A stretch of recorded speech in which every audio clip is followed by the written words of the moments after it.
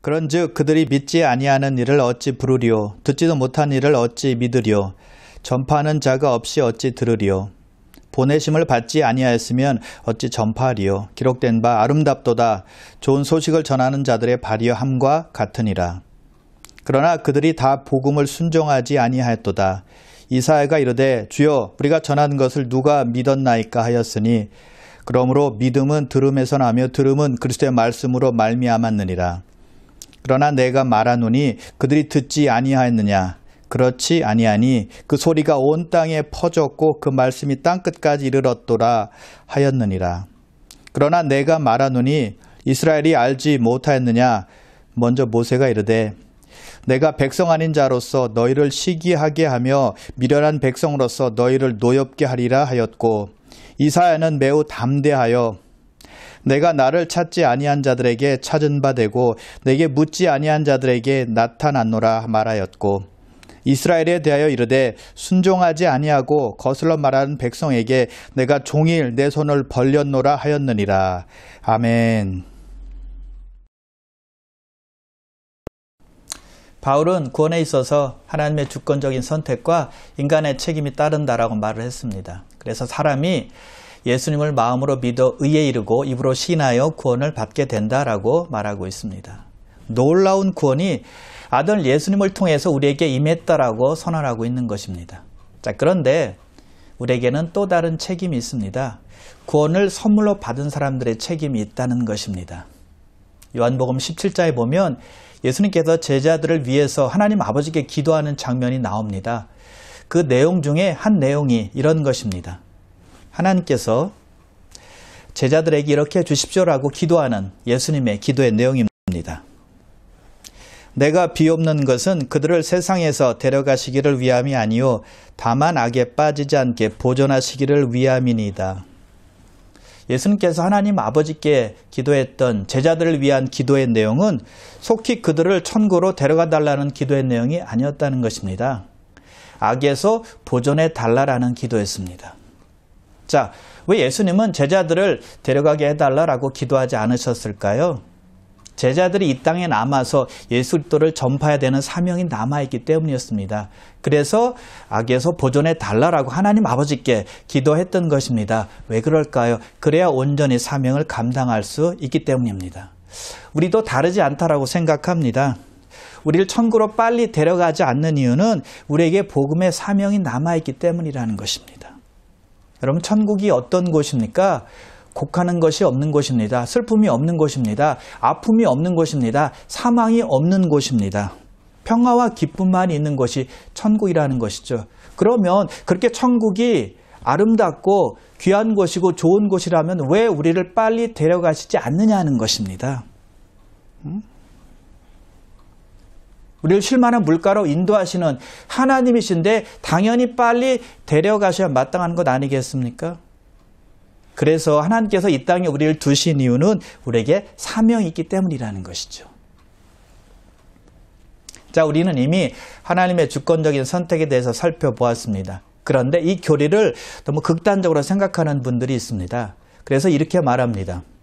하나님께서 우리를 미리 선택하셨다면 우리가 고생하면서 구원을 다른 사람에게 전할 필요가 없는 것 아닙니까? 이렇게 말하는 분들이 있습니다.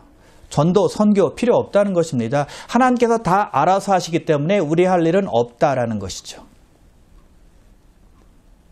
자, 그것은 하나님의 주권적인 선택만 알았지 구원받은 사람의 책임이 무엇인지 모르는 말입니다. 하나는 아는데 둘은 모르는 사람이죠. 14절 보세요. 그런즉 그들이 믿지 아니하는 일을 어찌 부르리요 듣지도 못한 일을 어찌 믿으리요 전파하는 자가 없이 어찌 들으리요. 전파하는 자가 없으면 복음을 들을 수가 없다는 것입니다. 복음을 들을 수 없으면 믿을 수 없게 되는 것이죠. 듣지 못하는데 어떻게 믿을 수 있겠습니까? 즉 하나님은 세상이 들을 수 있도록 사람들을 통해서 복음을 전하게 하신다는 것이죠. 우리를 통해서 전파하게 하시고 듣게 하시고 믿게 하신다는 것입니다. 복음의 전달자가 사람이라는 거예요. 여러분, 하나님은 천사를 통해서 복음을 사람들에게 전하실 수 있었습니다. 또는 하나님께서 직접 사람들에게 복음을 전하실 수도 있었습니다. 그러나 하나님의 뜻은 사람을 통해서 복음을 전하는 것이에요.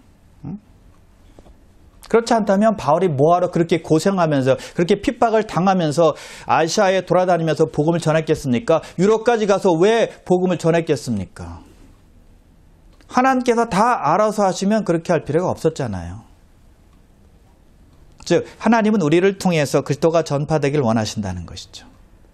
우리가 받은 은혜를 전하길 원하십니다. 우리가 받은 놀라운 사랑을 나누길 원하신다는 것이죠.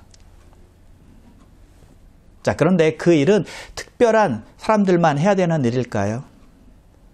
예수 믿고 성령을 소유한 모든 사람들에게 해당되는 일입니다. 사도행전 1장 8절입니다.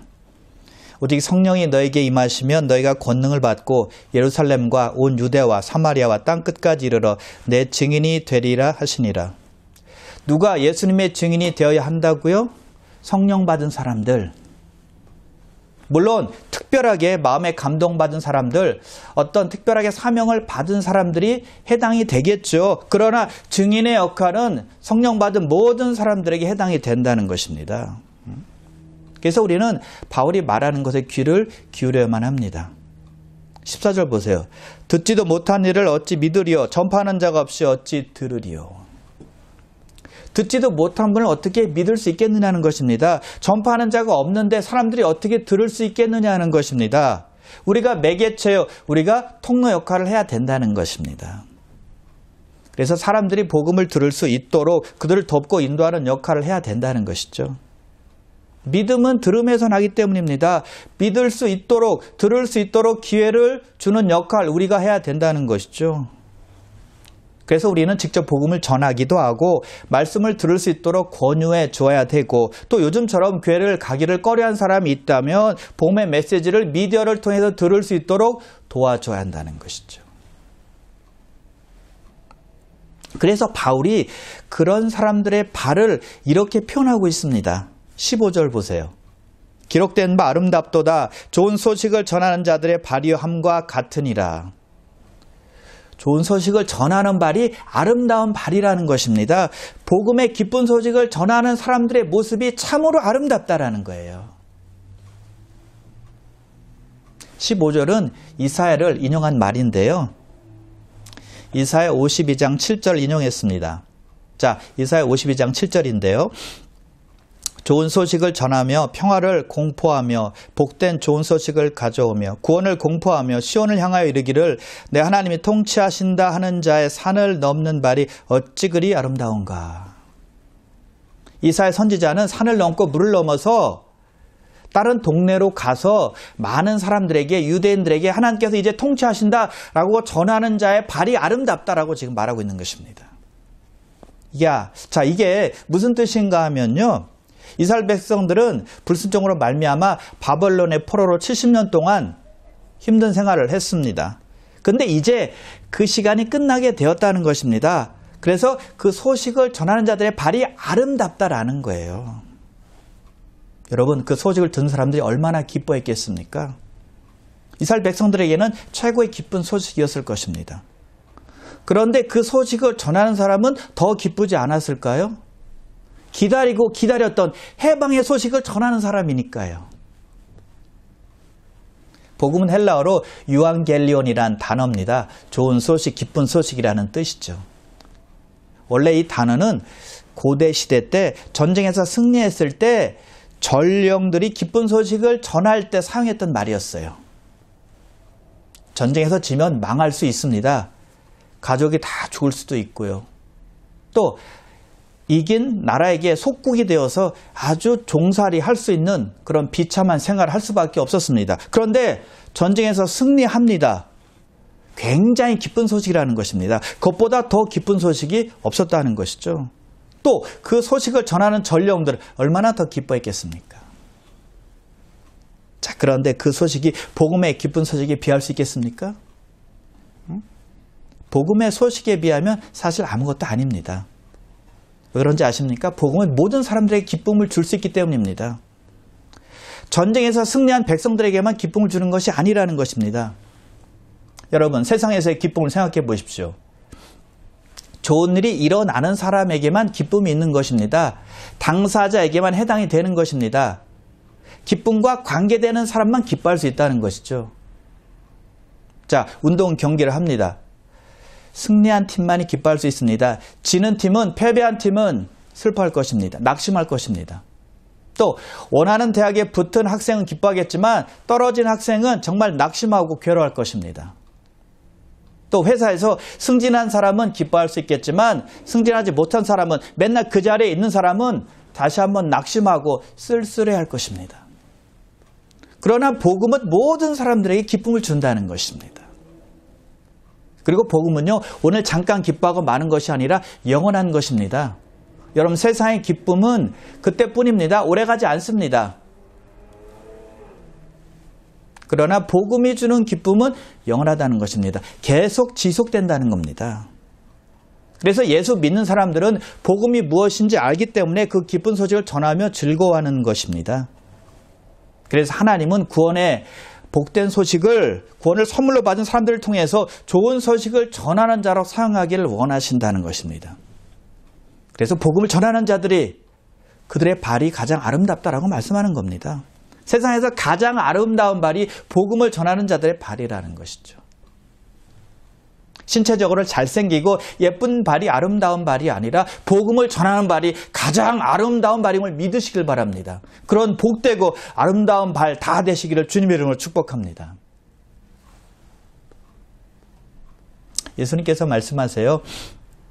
그러므로 너희는 가서 모든 민족을 제자로 삼아 아버지와 아들과 성령의 이름으로 세례를 베풀고 내가 너에게 분부한 모든 것을 가르쳐 지키게 하라. 볼지어다 내가 세상 끝날까지 너희와 항상 함께 있으리라 하시니라. 예수님께서 모든 민족을 제자 삼으라고 말씀하십니다.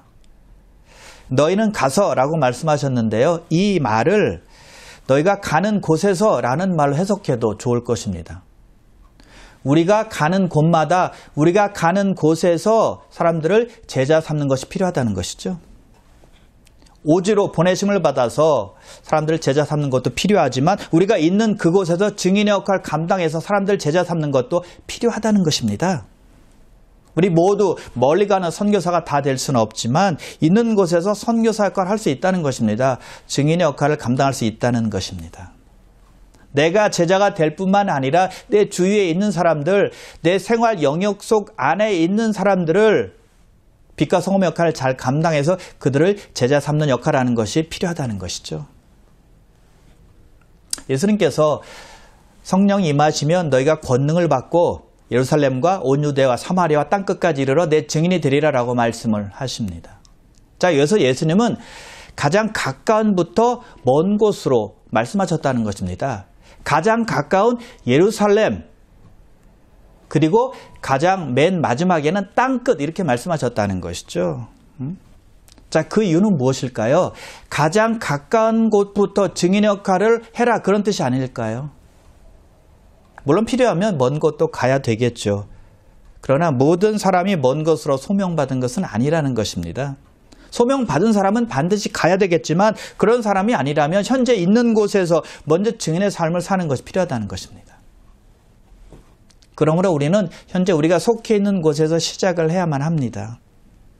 여러분, 그래서 여러분이 선교단체나 또는 교회에서 선교사로 파송받지 않았지만 우리는 하나님으로부터 파송받아서 보내심을 받아서 지금 이 자리에 우리가 사는 이곳에 있다라는 것을 믿어야 된다는 것입니다. 그래서 복음 전도의 사명은 모든 성도의 사명이라는 걸 믿으시길 바랍니다. 여러분, 하나님의 소원이 무엇입니까? 베드로후서 3장 9절인데요. 아무도 멸망하지 아니하고 다 회개하기에 이르기를 원하시느니라. 또 디모데전서 2장 4절입니다. 하나님은 모든 사람이 구원을 받으며 진리를 아는 데 이르기를 원하시느니라. 여러분 모두 다 가장 복되고 아름다운 말들 다 되시기를 주님의 이름으로 축복합니다. 이제 바울은 다시 한번 유대인들로 향합니다. 그들에 대해서 말해요. 많은 유대인들이 복음을 들었지만 믿기를 거부하고 예수님 영접하기를 거절했다는 것입니다. 16절 앞부분 보세요. 그들이 다 복음을 순종하지 아니하였도다. 자, 그래서 여러분 여러 가지 방법으로 복음을 전해주어도 복음을 거부하는 사람들이 있다는 것입니다. 사도행전 28장에 보면 바울이 재판받기 위해서 로마로 이송이 됩니다. 재판받기 전까지 감옥에 있게 되죠. 자, 그때 감옥은 일반 감옥과는 좀 달랐습니다. 경비병, 군인이 한 명 바울을 지키고 있고 바울은 셋방에서 따로 지내게 되었습니다. 그래서 바울은 사람들에게 마음 놓고 복음을 전할 수 있게 되었다는 것입니다. 직접 나가서 복음을 전하지는 못했지만 사람들을 초대해서 복음을 전할 수 있었다는 것입니다. 그래서 바울이 유대인들을 초청해서 바울을 전합니다.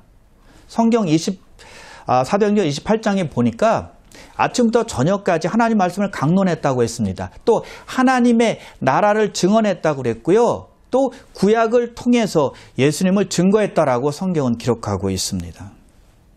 오히려 제가 생각하기에 더 안전하게, 더 자유롭게 복음을 전한 것 같아요.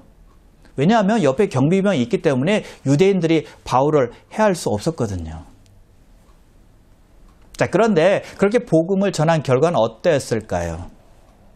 믿는 사람도 있었지만 믿지 않는 사람들도 많았다는 것입니다. 여러분, 바울처럼 그렇게 복음을 잘 증거할 사람이 있었겠습니까? 없었어요. 그럼에도 불구하고 그렇게 복음을 담대하게 잘 증거했지만 복음을 거부하는 사람들이 많이 있었다는 것입니다. 우리가 예배드릴 때 성령 충만해서 사람들의 마음을 움직이게 합니다. 그리고 강력한 메시지가 선포됩니다. 그럼에도 불구하고 믿지 않는 사람들이 참으로 많다는 것입니다. 예수님께서 이 땅에 오셔서 많은 사역을 하셨습니다. 그런데 요한복음 12장에 보니까 예수님의 사역이 거의 끝나갈 무렵에 더 많은 기적을 일으키셨다라고 말씀하고 있습니다. 유대인들에게 표적, 기사, 이적을 많이 베푸신 겁니다. 그런데 성경은 이렇게 말씀을 합니다. 요한복음 12장 37절인데요. 이렇게 많은 표적을 그들 앞에 행하셨으나 그를 믿지 아니하니라. 사람들 앞에서 하나님의 살아계심과 또 예수님의 메시아 되심을 선포하고 증거했지만 사람들이 많이 믿지 않았다는 것입니다. 그래서 바울이 16절에 이렇게 말하는 것입니다. 그러나 그들이 다 복음을 순종하지 아니하였도다. 이사야가 이르되 주여 우리가 전하는 것을 누가 믿었나이까 하였으니. 많은 유대인들이 복음을 받아들이지 않은 것입니다. 우리가 전한 것을 누가 믿었습니까? 라고 바울이 이사야를 인용해서 말합니다. 유대인들이 믿지 않았다는 거예요. 이스라엘 백성들에게는 선지자들이 있었고 율법이 있었습니다. 그리고 그들은 메시아가 온다는 예언을 들었습니다. 그리고 메시아가 직접 그들 땅에 오셨습니다. 이스라엘에 탄생하셨잖아요. 그리고 메시아로 오신 예수님께서 많은 이방인들을 구원하시는 것도 보았습니다. 사실 바울 시대에 바울이 복음 전하는 것을 듣고 많은 이방인들이 하나님 나라로 들어오지 않았습니까? 그것을 유대인들이 다 보았거든요. 그러나 그들은 믿기를 거부한 것입니다. 그렇게 많은 기적을 보았고 빛 대신 예수님을 직접 보았지만 여전히 하나님께 나오지 못했다는 것입니다. 그들은 들었습니다. 알았습니다. 그러나 믿지 않은 거예요. 지금도 마찬가지입니다. 교회에 나와서 예배를 드리는데 복음의 메시지를 듣는데도 불구하고 거부하는 사람들이 참으로 많다는 것입니다. 예수님 시대 유대인들과 다를 바가 없다는 거예요. 자, 구원받는 것은 아주 간단합니다. 쉽습니다. 구원의 문이 모든 사람에게 열려 있습니다. 예수를 믿고 예수님께서 십자가 위에서 행하신 일을 믿으면 돼요. 그런데 왜 유대인들이 하나님으로부터 떨어졌습니까? 이사야가 증거합니다. 주여 우리가 전한 것을 누가 믿었나이까? 유대인들은 이사야가 전한 말씀을 믿지 않은 것입니다. 유대인들은 이사야와 다른 선지자들이 선포한 복음의 메시지, 하나님의 말씀을 거부한 거예요. 받아들이지 않은 것이죠. 그래서 구원에서 떨어진 것입니다. 그래서 바울이 이렇게 말하는 것입니다. 17절입니다. 그러므로 믿음은 들음에서 나며 들음은 그리스도의 말씀으로 말미암았느니라. 믿음은 들을 때 생기는데 들음은 그리스도의 말씀이라는 것입니다. 믿음이 생기는 원천은 하나님의 말씀이라는 거예요. 그래서 사람들이 믿기 위해서는 하나님의 말씀을 들어야 한다는 것입니다. 구원받는 믿음은 하나님의 말씀을 들을 때, 복음을 들을 때 생기기 때문입니다. 유대인들도 들었습니다. 그런데 문제는 그들은 하나님의 말씀을 들을 때, 복음을 들을 때 믿음으로 화합하지 않은 것입니다. 히브리서 4장 2절인데요. 그들과 같이 우리도 복음 전함을 받은 자이나 들은 바 그 말씀이 그들에게 유익하지 못한 것은 듣는 자가 믿음과 결부시키지 아니함이니라. 유대인들이 복음을 들었을 때 그 복음이 유익되지 못한 이유는 믿음으로 받아들이지 않았기 때문이라는 것입니다. 아무리 들어도 믿음과 결부시키지 않으면 아무 소용이 없다는 거예요. 지금 이 17절은 아주 중요한 말씀인데요. 구원에 있어서 말씀이 중요하다는 것을 우리에게 알려주고 있기 때문입니다. 구원은 말씀을 들을 때 시작이 된다는 것입니다. 사람들이 믿기 위해서는 복음을 들어야 한다는 거예요. 즉 복음이 증거될 때 듣는 사람에게 믿음이 생기는 것입니다. 바울이 빌립보에 이르렀을 때 강가에 가서 여인들에게 복음을 전합니다. 그 바울의 말을 듣는 여인들 중에 루디아라는 여인이 있었습니다. 근데 성경은 주께서 그 마음을 열어 바울의 말을 듣게 하신지라 이렇게 기록하고 있습니다. 결국 루디아와 그의 가족 구원받고 침례를 다 받았습니다. 성령께서 하나님의 말씀이 증거될 때 역사하신다는 것입니다. 성령께서 루디아가 하나님 말씀을 들을 때 마음문을 열어주신 거예요. 그래서 바울이 전도 다닐 때마다 꼭 했던 일은 그 지역의 회당에 가서 먼저 하나님 말씀을 전하는 것입니다. 그래서 바울의 복음의 말씀을 듣고 사람들이 회개하고 주님께 많이 돌아온 것입니다. 성령께서 말씀 가운데 역사하셨다는 것입니다. 그래서 사람은 말씀을 들어야 한다는 것입니다. 또 사람들에게 말씀을 들을 수 있도록 기회를 주어야 한다는 것이죠. 왜요? 능력이 말씀에서 나오기 때문입니다. 성령이 말씀 가운데 역사하시기 때문이에요. 히브리서 4장 12절인데요.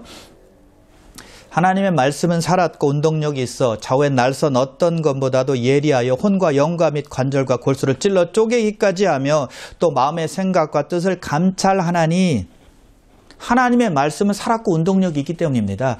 운동력이 있다라는 말은 에너지가 있다 그런 뜻입니다. 그래서 하나님의 말씀에는 능력과 에너지가 있다는 것이죠. 그래서 하나님의 말씀을 전할 때 성령께서 듣는 사람의 마음에 믿음의 에너지를 불어넣어 주시는 거예요. 요한복음 16장에 보면 성령님께서 예수님의 영광을 드러내신다라고 말씀을 하고 있습니다. 자, 그렇다면 예수님의 말씀이 증거될 때 성령께서 함께 하신다는 뜻입니다. 예수 그리스도의 말씀이 증거될 때 성령께서 역사하신다는 것이죠. 왜요? 성령께서 예수님의 영광을 드러내신다고 했으니까요. 이렇게 질문하실 분이 있을 것입니다. 유대인들이 제대로 복음을 듣지 못해서 그들이 예수님을 거부한 것 아닌가요?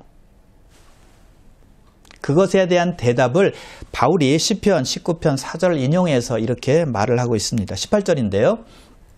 그러나 내가 말하노니 그들이 듣지 아니하였느냐? 그렇지 아니하니 그 소리가 온 땅에 퍼졌고 그 말씀이 땅 끝까지 이르렀도다 하였느니라. 자, 지금 바울이 로마서를 쓰고 있는 시점은 마가 다락방에 성령이 임한 지 적어도 20년이 지난 때였습니다. 그래서 복음이 팔레스타인 지역에 다 퍼졌고요. 로마 제국 안에 복음이 다 퍼졌습니다. 그래서 바울이 땅 끝까지 이르렀다라고 말하는 것입니다. 말씀이 땅 끝까지 이르렀기 때문에 유대인들이 할 말이 없다는 것입니다. 핑계댈 수 없다는 것입니다. 왜요? 그들도 복음을 들었으니까요. 자, 이런 질문도 가능하다라고 바울이 말을 하는데요. 유대인들이 들었지만 복음이 잘 전해지지 않아서 그들이 복음을 받아들이지 않은 것은 아닌가요? 즉, 그들이 복음을 잘 이해하지 못해서 예수님을 거부한 것이 아닌가요? 예수님을 영접하지 않은 것이 아닌가요? 이런 질문이 있을 수 있다는 것입니다. 여러분, 유대인들은 율법을 가지고 있었습니다. 여호와 하나님의 지식이 상당했다는 것입니다. 즉 구약을 통해서 예수님을 충분히 알 수 있었다는 것입니다. 그러므로 그들은 복음을 충분히 받아들일 수 있었다는 거예요. 왜요? 구약을 통해서 메시아를 예수님을 알 수 있었기 때문이죠. 그래서 바울은 구약 신명기를 인용해서 그 질문에 대한 답을 주고 있습니다. 19절인데요. 내가 백성 아닌 자로서 너희를 시기하게 하며 미련한 백성으로서 너희를 노엽게 하리라. 백성이 아닌 자는 이방인을 가리키는 것입니다. 이방인들을 구원하여서 유대인들을 시기하게 하신다는 것입니다. 유대인들을 노엽게 하신다는 것입니다. 그래서 이방인들이 그리스도를 받아들이는 것을 보면서 하나님의 말씀이 맞구나, 율법이 맞구나 라는 것을 유대인들이 깨닫게 된다는 것입니다.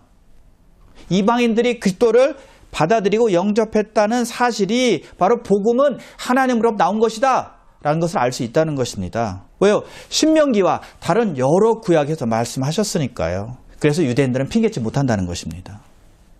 그리고 예수님께서 유대인들에게 직접 말씀하셨어요. 요한복음 5장 39절에 보니까 유대인들에게 이렇게 말씀하십니다. 너희가 성경에서 영생을 생각하는 줄 생각하고 영생을 얻는 줄 생각하고 성경을 연구하거니와 이 성경이 곧 내게 대하여 증언하는 것이니라. 구약 성경이 증거하는 분이 바로 나야.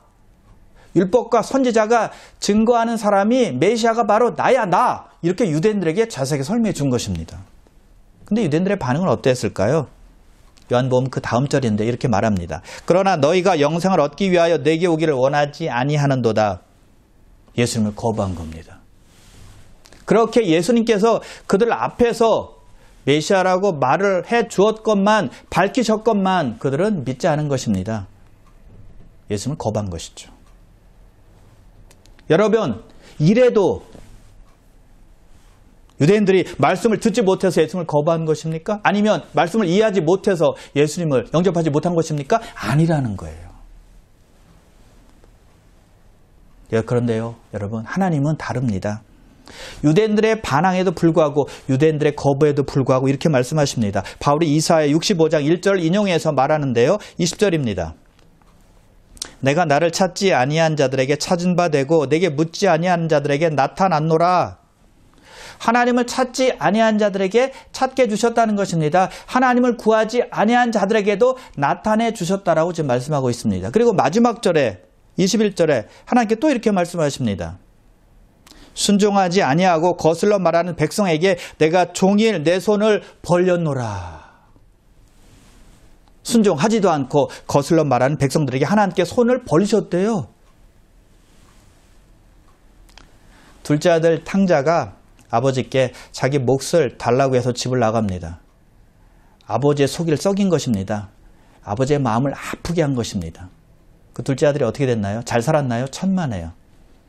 그 가지고 나간 돈을 다 쓰고 허랑방탕에 살다가 아버지께 다시 돌아옵니다. 그때 아버지가 어떻게 했나요? 꾸짖었나요? 내쫓으셨나요? 아니면 무시했나요? 아닙니다. 두 팔 벌려 기다리셨습니다. 할렐루야. 하나님께서 유대인들에게도 그렇게 하신다는 것입니다. 많은 유대인들이 하나님의 아들 예수님을 거부했습니다. 그러나 하나님은 아직도 이스라엘 백성들을 사랑하시고 두 팔 벌리고 기다리고 계신다는 것입니다. 돌아오기만 하면 두 팔로 안아주실 것입니다. 그래서 순종하지 아니하고 거슬러 말하는 백성에게 내가 종일 내 손을 벌렸노라 라고 말씀하시는 거예요. 마태복음 23장 37절에서도 보면 예수님께서 예수님을 거부하고 반항하는 유대인들에게 이렇게 말씀하세요. 예루살렘아 예루살렘아 선지자들을 죽이고 내게 파송된 자들을 돌로 치는 자여 암탉이 그 새끼를 날개 아래에 모음같이 내가 내 자녀를 모으려 한 일이 몇 번이더냐 그러나 너희가 원하지 아니하였도다. 유대인들은 선지자를 죽였습니다. 그리고 하나님께 돌아오고 보낸 메신저들을 돌로 치고 핍박했습니다. 근데 예수님은 암탉이 자기 날개로 자기 새끼들을 모음같이 그 유대인들을 자녀로 모으셨다는 것입니다. 근데 유대인들은 예수님을 거부하고 십자가에서 처형했습니다. 예수님께서 부활하시고 나서도 복음에 대해서 적대감이 얼마나 컸는지 몰라요. 그래서 제자들이 복음을 전할 때 아주 강한 그 핍박을 가하지 않았습니까? 그럼에도 불구하고 하나님은 그가 선택한 백성에게 손을 내미셨다는 것입니다. 하나님은 결코 변하지 않으세요. 사람들이 하나님을 거부할지라도 하나님은 계속 손을 내미신다는 사실입니다. 하나님은 오래 참으시는 분이기 때문입니다. 오래 기다리시는 분이기 때문입니다. 하나님의 사랑과 자비와 긍휼 때문이라는 것이죠. 여러분, 낚시할 때 어떤 사람이 잘하는 사람일까요? 오래 참고 기다리는 사람이 낚시 잘하는 사람이에요. 여러분, 그래서 오랫동안 복음을 거부하는 사람이 여러분 주위에 있습니까? 여러분 가족 중에 있습니까? 오래 참으십시오. 좀 더 기다리십시오. 기도하십시오. 빛과 소금의 역할을 계속 감당하십시오. 여러분, 예수님께서 그의 제자들을 처음 부르실 때 뭐라고 말씀하셨는지 혹시 기억나십니까? 너희로 사람 낚는 어부가 되게 하리라. 그리고 마지막 당부의 말씀은 증인의 역할을 하라. 즉 제자 삼아라 라는 당부의 말씀이었습니다. 사람 낚는 어부, 그리고 제자 삼는 삶, 이것이 예수님께서 제자들에게 당부한 말씀이셨다는 것이죠. 아름다운 발이 되라라는 것입니다. 여러분, 여러분을 예수님께로 인도한 사람 누군지 여러분 기억나십니까? 그 사람을 생각하면 생각할수록 감사합니다. 그것을 갚는 최선의 방법은 여러분들도 그렇게 보는 것입니다. 받은 은혜대로 살아보는 것입니다. 마가복음 5장에 보면 예수님께서 군대 귀신 들린 자를 고치시고 나서 이렇게 말씀하십니다. 집으로 돌아가 주께서 내게 어떻게 큰 일을 행하사 너를 불쌍히 여기시는 것을 내 가족에게 알리라. 받은 은혜를 기억하며 가족에게 하나님께서, 예수님께서 하신 일을 전하라는 것입니다. 그래서 그 사람은 자기 가족에게 예수님의 은혜를 전한 것뿐만이 아니었습니다. 자기가 사는 동네 대가볼리에서 예수님의 은혜, 하나님의 사랑, 불쌍히 여기신 것을 전했다라고 성경 기록하고 있습니다. 그러므로 사랑하는 귀한 성도 여러분, 우리 한 사람 한 사람 여러분들을, 그리고 저를 오래 참으시고 기다리시고 불쌍히 여기신 그 하나님처럼 우리도 복음에 반대하고 끝까지 복음을 거부하는 것처럼 보이는 사람일지라도 우리도 하나님처럼 오래 참고 불쌍히 여기며 주님의 아름다운 발로서 하나님의 사랑을 계속 잘 전해주시는 여러분 되시기를 주님의 이름으로 축원합니다. 기도했습니다.